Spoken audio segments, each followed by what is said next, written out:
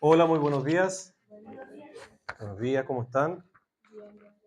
Bien, qué bueno. Estamos ya en este segundo domingo del año, así que qué gusto estar acá y poder verles. Gracias, Padre, te damos por este día que podemos venir acá a reunirnos para cantarte, para orar, para agradecerte, Señor, para alabar tu nombre y para escuchar también tu mensaje.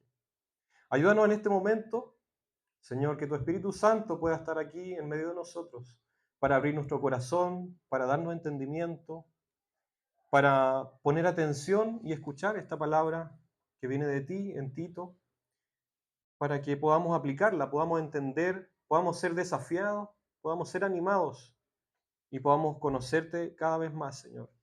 Ayúdanos en este momento, en el nombre de Jesús. Amén. Amén. Bien, el año que pasó fue un año loco en muchos sentidos.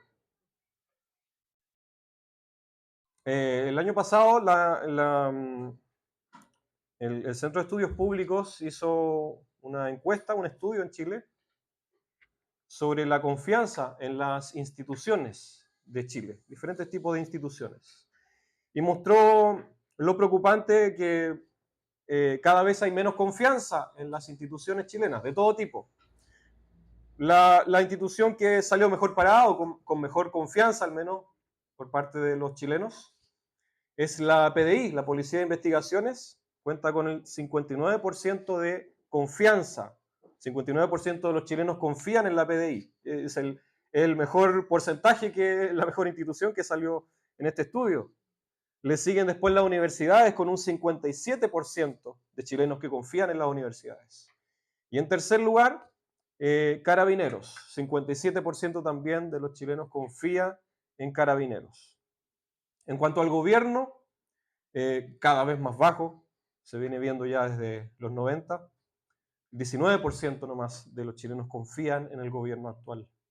Y los que sacaron peor puntaje, así, pero ya casi nada de confianza, ya sabrán qué instituciones, ¿cierto? Los partidos políticos. 4% nomás de los chilenos confían en los partidos políticos. Y en penúltimo lugar, el Congreso Nacional de Chile. 8% de los chilenos confía en el Congreso de Chile. Y algo interesante es que este estudio también muestra qué pasa con las instituciones religiosas. En cuanto a la Iglesia Católica, dice que un 23% de los chilenos confía en la Iglesia Católica.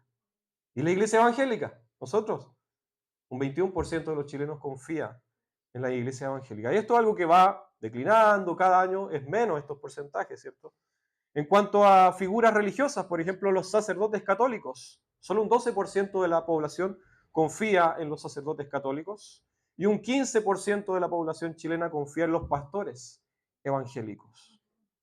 Bueno, todas estas cifras, el Centro de Estudios Públicos de Chile concluye que en nuestro país hay una crisis de confianza en las instituciones. Estamos viviendo una confianza institucional deteriorada y cada vez peor.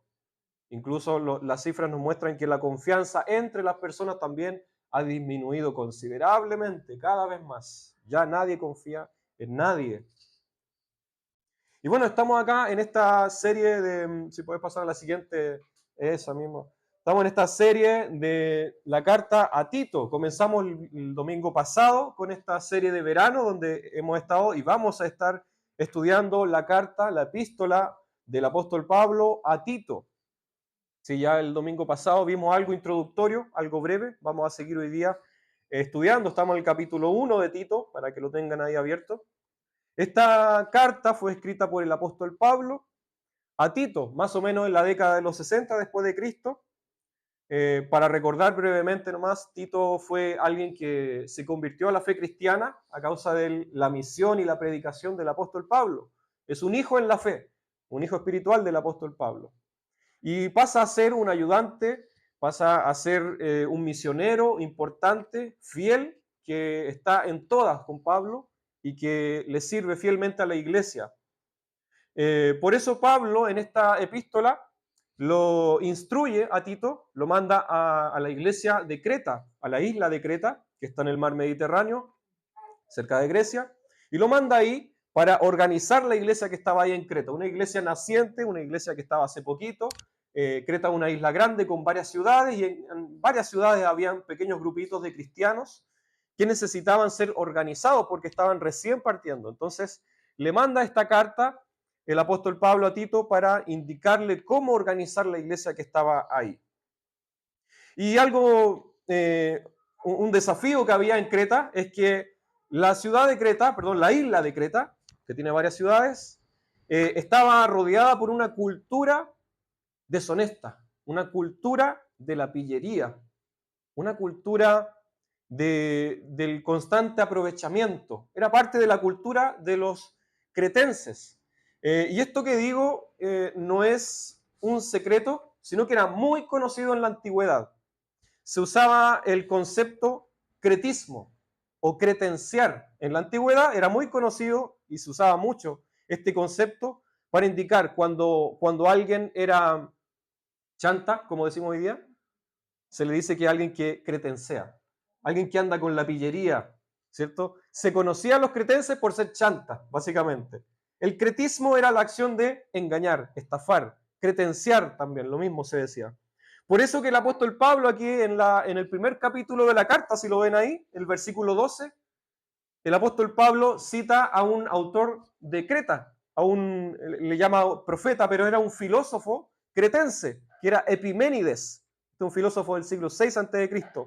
Y este filósofo, lo que dice ahí, que cita el apóstol Pablo, lo dice para jactarse, orgulloso de su cultura cretense, dice, los cretenses son siempre mentirosos, malas bestias, glotones perezosos, ¡viva Creta! Esa era la idea de este escrito de Epiménides, que cita el apóstol Pablo. Esto era ampliamente conocido en la antigüedad, hay historiadores, hay filósofos que hablan de esto y que describen, en algunos casos describen de manera despectiva, o sea, como los cretenses son amantes del dinero, de los placeres fáciles, son estafadores. Epiménides aquí estaba orgulloso de eso, esa era su cultura. Los cretenses somos así, decía él. Nada que ver con Valparaíso, ¿cierto? No sé cómo describirían a Valparaíso o a Chile. Pero esa era la cultura cretense. Y esa es la carta que escribe Pablo a Tito. Tito fue enviado en medio de una cultura así, que no conocía nada de Jesucristo. Parte completamente de cero. Y aunque partió de cero, algo se pudo hacer ahí. Y la luz de Cristo pudo llegar a ese lugar también. En este pasaje que hemos leído, y que yo puse por nombre a este mensaje, la iglesia necesita ser consecuente. Vamos a ver cómo este pasaje nos muestra lo importante que es que la iglesia esté organizada y sea disciplinada. Este pasaje también nos muestra lo importante que es llevar una vida coherente con nuestra fe.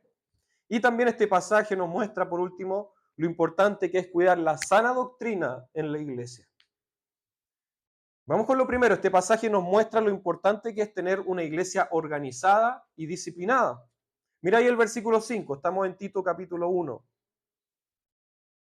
El versículo 5, el apóstol Pablo le dice a Tito, te dejé en Creta para que pusieras en orden lo que quedaba por hacer y en cada pueblo nombraras líderes de la iglesia. En algunas versiones dice ancianos, pero se refiere a pastores o a líderes. Y esa parte nos muestra que la iglesia es necesaria, por un lado. En nuestra vida cristiana nosotros no estamos solos, nosotros no es posible vivir un cristianismo solo. Hay muchas personas que piensan, yo creo en Dios, yo soy cristiano, pero yo no participo de ninguna comunidad, ninguna iglesia. Yo vivo mi fe a mi manera, soy yo y Dios. El mensaje de Jesucristo no da espacio a eso. La fe cristiana no se vive sola. Yo me acuerdo que hace un tiempo atrás vi en la Plaza Victoria y en la Plaza de Viña, en la Plaza Vergara, un grupo de personas que andaban con carteles que decían la iglesia no está en el Nuevo Testamento. La iglesia es un invento de la historia. La Biblia no habla de la iglesia, decían ellos. Pero era como una especie de secta media rara, que decía que el Nuevo Testamento nunca habla de la iglesia. Mentira, aquí está hablando. Jesús habla muchas veces de la iglesia. Y es que nosotros, al ser llamados por Jesucristo, somos incorporados a la familia de Cristo, al cuerpo de Cristo. Él mismo dice que Él es la vid y nosotros los pámpanos, ¿cierto? Los pámpanos, dice, nada pueden hacer separados de la vid, o sea, aislados. Saca un fruto de un árbol, ese fruto se seca y se muere, se pudre. Pero mientras el fruto está unido al árbol, se alimenta. Y la fe cristiana es así. Nosotros somos unidos a un cuerpo, al cuerpo de Cristo. Y el Nuevo Testamento, la Escritura dice, y habla muchas veces de esto también. Primera de Timoteo capítulo 3, por ejemplo, dice que la iglesia es columna y baluarte de la verdad. En la iglesia es la encargada de administrar la verdad, es donde se deposita la verdad de Jesucristo. Efesios capítulo 4, por ejemplo, dice que aquí en la iglesia, en la comunidad de Cristo, en la familia de Cristo, es donde se capacita para el servicio, es donde se logra la unidad de la fe, es donde se conoce a Jesucristo, es donde se alcanza la madurez en el compartir unos con otros, es donde se ejercita la solidaridad, es donde se estimula al amor, es donde se vive el perdón, y es donde nos edificamos y nos exhortamos unos a otros. Eso no es posible de hacer solo en la casa. Aislado y solo en tu casa, te vas apagando y estancando espiritualmente. Además, el enemigo aprovecha cuando tú estás solo para atacarte, porque te pilla solo y es más difícil que te puedas defender solo. La comunidad es un cuerpo que te fortalece y que te ayuda a vivir esta vida. Hebreos capítulo 10 también nos dice que la iglesia, esta comunidad, es donde se estimula el amor y las buenas obras. Y primera de Pedro 2 dice que es la iglesia la que proclama al mundo las maravillas de Dios. Está llamada a proclamar al mundo. Y es aquí en la iglesia también donde vivimos y tenemos los medios de gracia. Los que llamamos medios de gracia, que son dos. ¿Cuáles son los medios de gracia? ¿Se acuerdan? La palabra es un medio de gracia y los sacramentos, muy bien. Los medios de gracia son dos. La palabra, que es lo que exponemos acá, y los medios, los sacramentos, que son dos. ¿Cuáles son esos dos sacramentos? Bautismo y Santa Cena, perfecto. Y estos son medios de gracia porque la palabra de Dios actúa por medio de ellos. La palabra de Dios no es mera información. La palabra de Dios es poder del Espíritu Santo. La palabra de Dios trae vida. La palabra de Dios no vuelve vacía, dice la Escritura. Por medio de la palabra de Dios, tú adquieres fortaleza y Dios empieza a trabajar en ti. La palabra tiene poder. La palabra de Dios no es simple información, no es como leer cualquier libro que queda aquí en la mente, ¿no? La palabra de Dios va actuando y tiene poder para actuar sobre tu corazón. Y eso lo hemos visto, la palabra de Dios está viva y por eso llama a ti. Y se puede vivir a través de los sacramentos también, como son la Santa Cena, que es bueno participar de la Santa Cena porque es verdadero alimento espiritual, porque al participar de la Santa Cena comemos y bebemos verdaderamente el cuerpo de Cristo, espiritualmente hablando, y por la fe. No es un mero símbolo, no es un mero ritual, es alimento espiritual. Lo mismo el bautismo, por eso es importante también bautizarse. Todas estas cosas nos muestran que la iglesia es necesaria, la Biblia nos muestra que la iglesia es necesaria, no es algo extra, no es algo optativo. Jesucristo te llama a participar del cuerpo de Cristo y por eso te dice congrégate. Hebreos dice, congréguense, no tengan por costumbre como otros que no se congregan, congréguense. Eso nos llama a nosotros a congregarnos y a no ser tampoco meros espectadores pasivos, sino que a venir acá y participar activamente.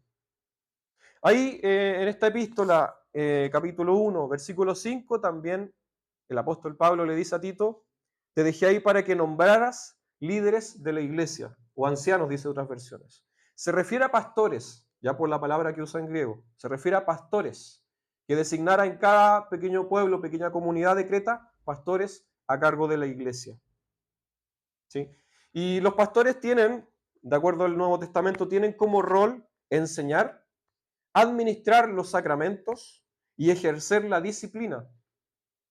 Y en el fondo también supervisar el buen funcionamiento de la iglesia. Por eso ahí también más abajo le llama obispo. Por ahí lo dice, el versículo 7. Se refiere a estos líderes, ancianos o pastores también como obispos. Son sinónimos en realidad. Obispo significa supervisor, porque es uno de los roles del pastor. Supervisar o guiar al grupo para que pueda aprender la sana doctrina, para que pueda vivir los sacramentos y pueda vivir una vida de acuerdo al Evangelio también. Ese es el rol de los pastores y eso nos muestra que la iglesia, eh, la iglesia está organizada, la iglesia necesita estar organizada. Aquí vemos organización, aquí vemos orden en la iglesia. Y es importante que la iglesia tenga orden. O si no, el apóstol Pablo hubiese dejado que simplemente ahí cada comunidad cristiana de Creta viva como, se organice como quiera, viva como quiera. Le hubiera dado lo mismo, pero no, el apóstol Pablo manda a Tito a organizar la iglesia y a nombrar líderes para cada comunidad. Porque el liderazgo es importante. Porque cuando no hay liderazgo, siempre hay liderazgo, siempre. Cuando el liderazgo no se organiza, el liderazgo lo toma el más fuerte. Lo toma el que grita más, el que golpea más fuerte la mesa. Pero acá lo manda a organizar la iglesia de una manera disciplinada, de una manera decente, le da requisitos, no funciona el lote. La iglesia no puede funcionar así nomás, como se le da la gana, no puede funcionar así como un tiro al aire. Hay una organización y es importante para alcanzar la misión de la iglesia, para alcanzar las metas, que la iglesia esté organizada, ordenada y disciplinada. Y aquí nos habla de una jerarquía, aunque una jerarquía simple, pero hay una jerarquía, donde el pastor no vale más que los demás, el pastor no es un líder iluminado, el pastor es un pecador más, pero es alguien que tiene un rol específico de liderazgo. Y por eso también nosotros debemos respeto a los pastores. En Hebreos capítulo 13, por ejemplo, dice que nosotros debemos obediencia a nuestros pastores y respeto. También lo dice Primera de Timoteo 5, Primera de Pedro 5, Primera de Tesalonicenses 5. Nos dice que nosotros debemos respeto a nuestros pastores hasta donde nos permite la Biblia, por supuesto. Si hay un pastor que se sale de lo bíblico, también es nuestro deber vigilar eso, es nuestro deber vigilar a nuestros pastores, cuidarlos, ¿cierto? Pero esto nos habla de organización, nos habla de disciplina. La iglesia es necesaria y es necesario que esté organizada, bien organizada. Esto nos desafía también a nosotros a pensar, ¿estamos siendo organizados? ¿Estamos siendo disciplinados como iglesia? Con la iglesia, ¿tú estás siendo organizado y disciplinado en tu vida de fe? ¿En tu participación en la iglesia eres disciplinado, disciplinada? Este pasaje nos muestra entonces lo importante que es que la iglesia esté organizada y sea disciplinada. Este pasaje también nos muestra que es importante llevar una vida coherente con nuestra fe, con el Evangelio. El versículo 6, ahí dice, el líder debe ser irreprensible. Interesante, porque recordemos que la cultura de los cretenses era no llevar una vida irreprensible, sino que recordemos que era una cultura de la pillería, una cultura de la deshonestidad, y ser honesto, ser sobrio y ser justo en un contexto así es realmente milagroso. Es realmente contracultural. En medio de una cultura de deshonestidad, si tú eres diferente, ya eres rebelde.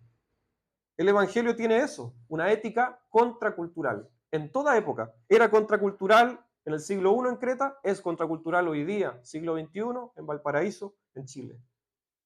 Todo el mundo busca sacar provecho, todo el mundo anda con la pillería.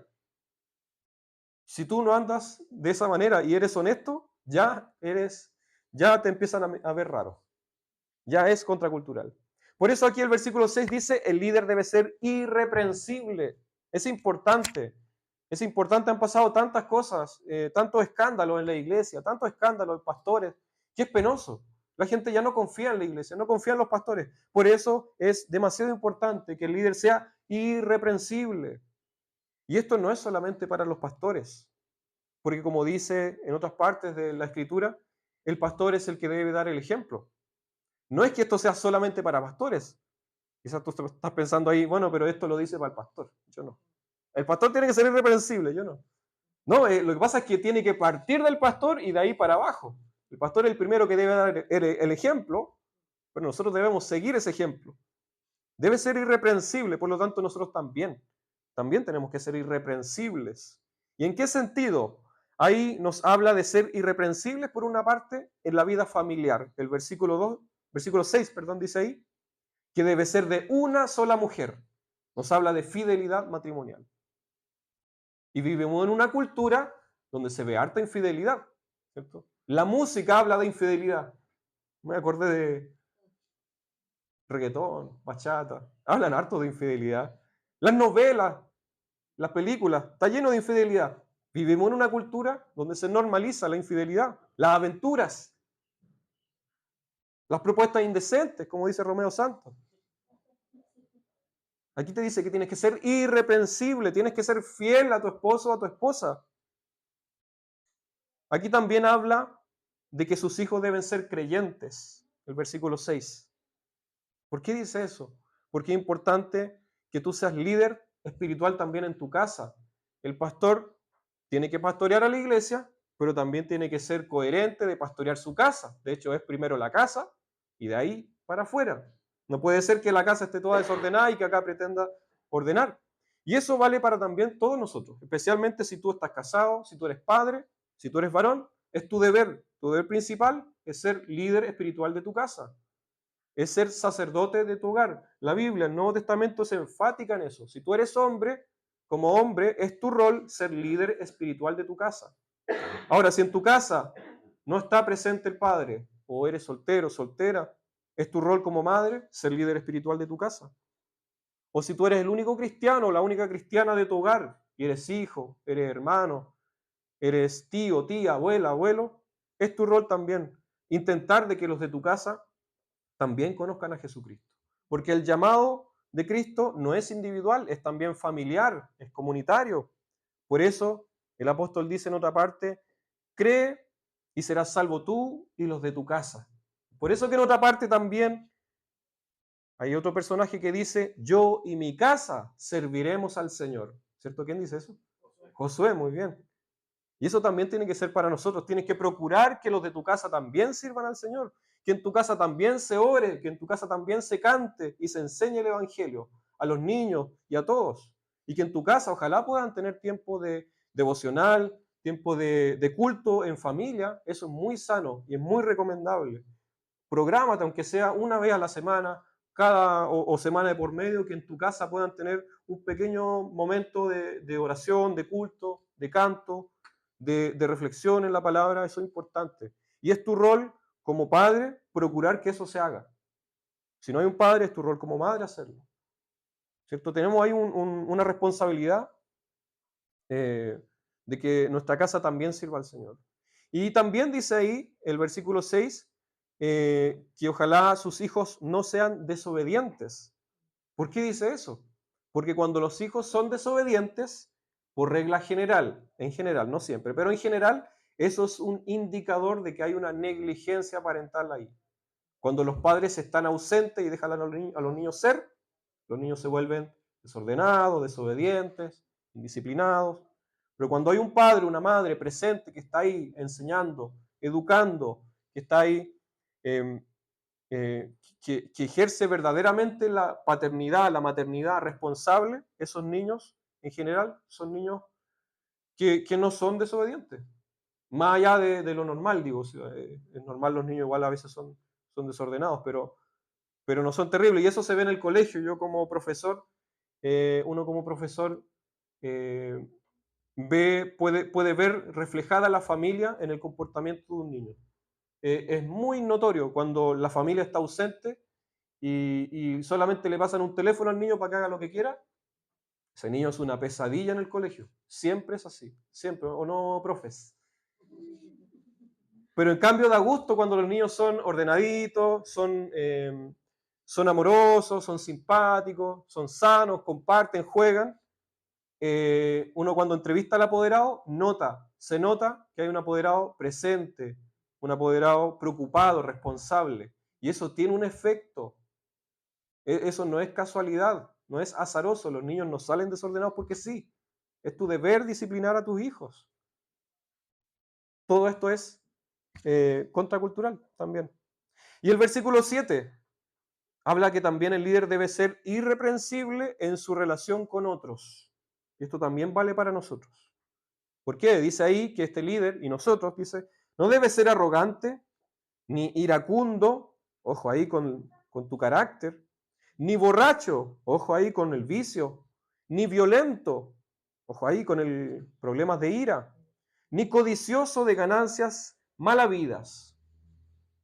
¿Cuán diferente sería si esto se tomara en serio en las iglesias?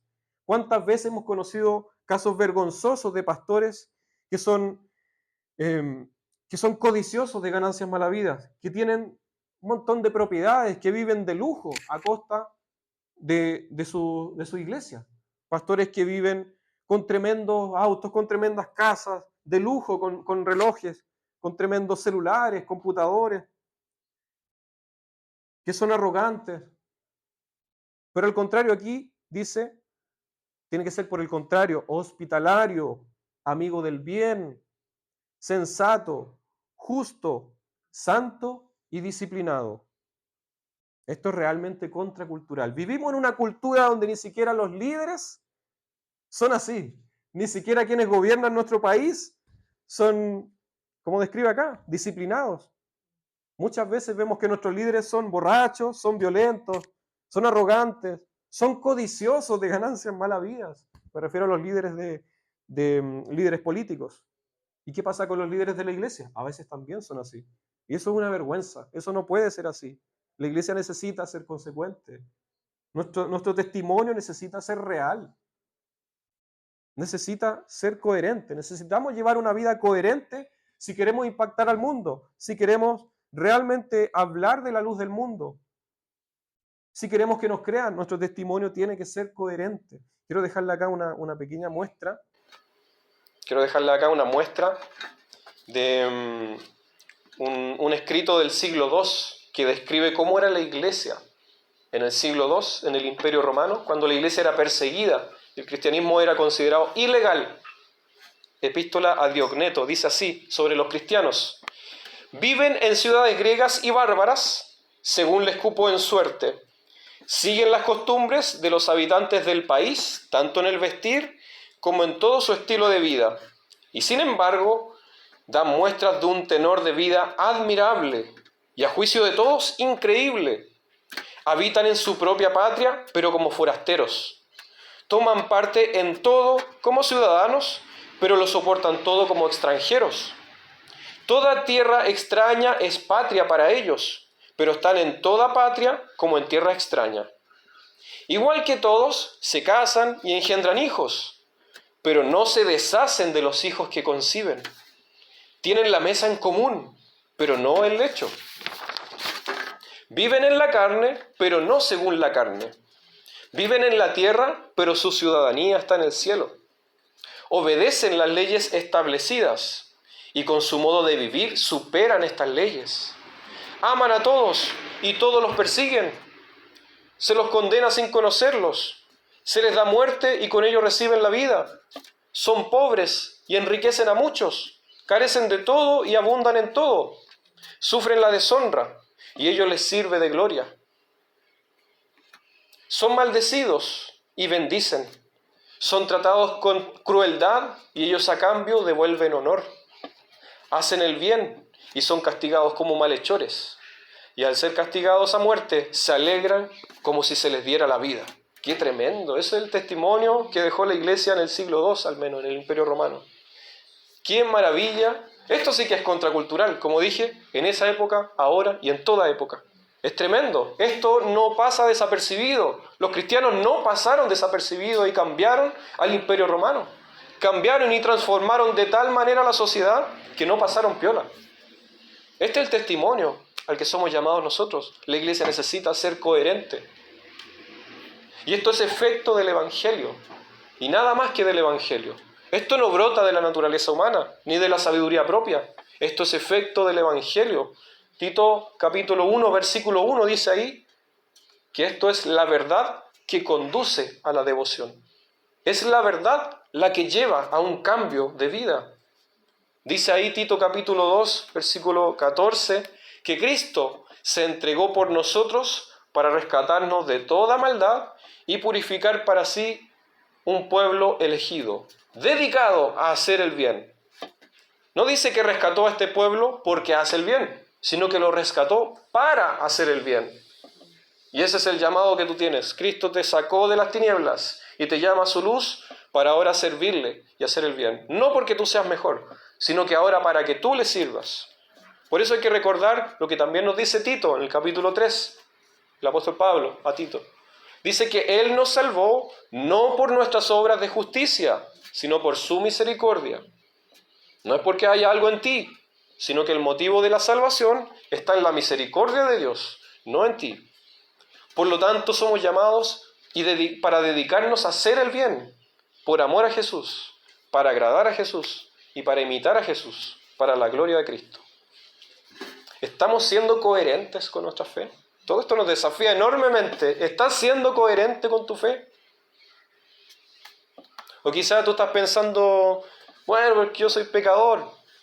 Eso a veces se usa como excusa. Eso a veces es una excusa para no cambiar y para permanecer igual. No, que yo soy pecador. El Señor me perdona igual. Pero el Señor te llamó para llevar una vida santa. Por eso que esto nos desafía al arrepentimiento. Arrepintámonos de eso. Si no estamos siendo coherentes en nuestra fe, este es el llamado al arrepentimiento. Pero también a poner nuestra esperanza en Jesucristo, porque si tú ves que no estás siendo coherente en este momento con tu fe, Cristo también te llama al arrepentimiento, y en Cristo hay perdón, y hay esperanza, porque si te cuesta, hay esperanza de que Cristo cumplió todo esto en lugar tuyo. Cristo cumplió todo esto. Cristo es el líder irreprensible. Si a ti te cuesta ser irreprensible, pon tu mirada y tu fe en Jesucristo, porque Él es irreprensible. Porque Él es el que es irreprensible y fiel de una sola mujer, como dice ahí. Cristo es fiel con su iglesia, que es su esposa. Él se preocupa de que sus hijos sean creyentes. Verdaderamente Cristo es el irreprensible que nunca fue arrogante, ni iracundo, ni borracho, ni violento, ni codicioso de ganancias malavidas. Al contrario, nos dice que Él, siendo rico, se hizo pobre para enriquecer a muchos. Cristo es el verdaderamente hospitalario, amigo del bien, sensato, justo, santo y disciplinado. Pongamos nuestra mirada en Jesucristo. Si a ti te cuesta ser irreprensible y ser coherente con tu fe, mira a Jesucristo y que Él pueda actuar en tu vida, en tu corazón, porque Él te rescató y te llamó a una nueva vida. Entonces, este pasaje nos muestra lo importante que es que la iglesia sea coherente con su fe. Y por último, este pasaje nos muestra lo importante que es cuidar de la sana doctrina en la iglesia. El versículo 9, ahí dice que el líder, y nosotros también, debe apegarse a la palabra fiel. Y esto nos muestra que no da lo mismo la verdad. No da lo mismo la verdad. Esto no es como que no, lo que importa es el amor nomás. Lo que importa es hacer cosas, como dicen algunos. Lo que importa es ayudar a la gente. Si eso es bueno. Pero la verdad es importantísima. Porque esto es algo donde van unidas la fe y la práctica, la teoría y la práctica. No puede haber práctica si no hay teoría. Porque si uno dice, no, la verdad da lo mismo, eso ya es una verdad. Pues. Ahí ya tenemos una práctica, o sea, una teoría. La teoría de que da lo mismo la verdad. Eso ya es una verdad. Eso es salvación por obra. Eso ya es una doctrina. Cuando se dice que da lo mismo la verdad es porque hay una confusión tremenda y hay una verdad equivocada ahí. Por eso la verdad no debe tomarse a la ligera. Como he dicho, la palabra de Dios es importantísima porque tiene poder para dar vida sobre ti, porque es alimento para ti. Por eso es importante que conozcas tu Biblia, conoce tu Biblia. Y aquí también el versículo 9 nos dice que es importante apegarse a la palabra fiel para que pueda exhortar a otros y refutar a otros. Por eso es importante que conozcas tu Biblia, para que puedas tener sabiduría y para que también tú puedas dar palabra a otros, puedas dar palabra de bendición, palabra de ánimo, que de tu boca salga algo valioso, que de tu boca no salgan puras tonteras, que de tu boca salga algo útil, algo que bendiga a otro, que no salgan puras quejas de tu boca. De tu boca tiene que salir vida, por eso es importante que conozcas tu Biblia. Y también dice acá, para refutar a otros, porque si tú no conoces tu Biblia, te van a dar vuelta fácilmente. Si tú no conoces tu Biblia, te vas a dejar arrastrar por la corriente. Todo el tiempo estamos siendo bombardeados por ideologías, por la cultura. Si tú no conoces tu Biblia, fácilmente te van a engañar. Y un pueblo ignorante es fácil de manipular, es fácil de engañar. Por eso no seas débil mentalmente, no seas débil en tu fe. Conoce tu Biblia para que no seas llevado por todo viento de doctrina, por aquí y por allá. Para que seas maduro en la fe, para que alcances fortaleza espiritual, para que tengas convicción y para que puedas crecer también espiritualmente. Conoce tu Biblia. ¿Estamos cultivando esa sana doctrina? Tú en lo personal, ¿estás dedicado a cultivar esa sana doctrina, a tener un tiempo de lectura, de estudio, de meditación?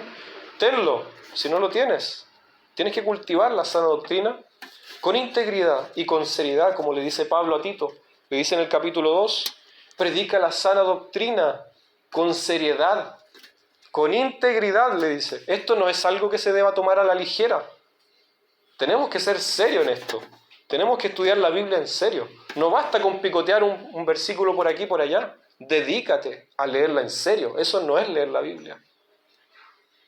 Lee la Biblia de principio a fin. Si abriste la Biblia en un evangelio, lee ese evangelio de principio a fin. Que no sea un picoteo así nomás. Eso no es seriedad. Nadie estudia así. Quien estudia así para una prueba le va mal, ¿cierto? Si tengo prueba mañana o la otra semana, no voy a leer una cosita por aquí y por allá porque me va a sacar un rojo. No, tengo que prepararme en serio. Cuando tú te alimentas en el día, también te sientas a comer. Desayuno, almuerzo, once o cena. Si tú te dedicas a picotear todo el día, una cosita por aquí, una cosita por allá, vas a llegar débil al final del día. Te vas a desmayar, te vas a enfermar. Tienes que estar alimentado y fuerte. Cultiva la sana doctrina. Bueno, en resumen y concluyendo, este pasaje nos ha mostrado lo importante que es tener una iglesia organizada y disciplinada. Este pasaje nos muestra lo importante que es llevar una vida coherente con la fe. Y este pasaje nos muestra lo importante que es cuidar la sana doctrina en la iglesia. En medio de una cultura deshonesta como la nuestra, la iglesia necesita ser creíble. Por lo tanto, el Señor nos desafía con este pasaje, con su palabra hoy día nos desafía a ser disciplinados en nuestra fe. Recordemos que somos soldados de Jesucristo y un soldado indisciplinado no consigue nada. Este pasaje nos desafía también a ser coherentes con nuestra fe en nuestra vida familiar y en nuestra relación con otros. Recuerda que Cristo te rescató para llevar ahora una vida santa, una vida diferente. Y por último, este pasaje nos desafía a cultivar la sana doctrina con seriedad, a que conozcas tu Biblia. En esta crisis de confianza que sufre nuestro país, la iglesia necesita ser consecuente para la gloria de Cristo. Que Dios nos ayude. Padre Santo, te damos gracias por tu palabra, por este tiempo de reflexión que tenemos, donde tú nos desafías, nos animas como iglesia a tener un testimonio creíble. Te pedimos perdón, Señor, por las muchas veces que no hemos estado a la altura, Señor. Por las muchas veces que hemos sido indisciplinados, desordenados, negligentes con nuestra propia vida espiritual, con la de nuestra familia o con nuestra participación y nuestro servicio en tu iglesia. Ayúdanos, Señor, fortalécenos, límpianos, haznos ser coherentes y que tu gracia nos sostenga, Señor, para servirte en serio. Para la gloria tuya, Señor, te lo pedimos. Amén. Amén.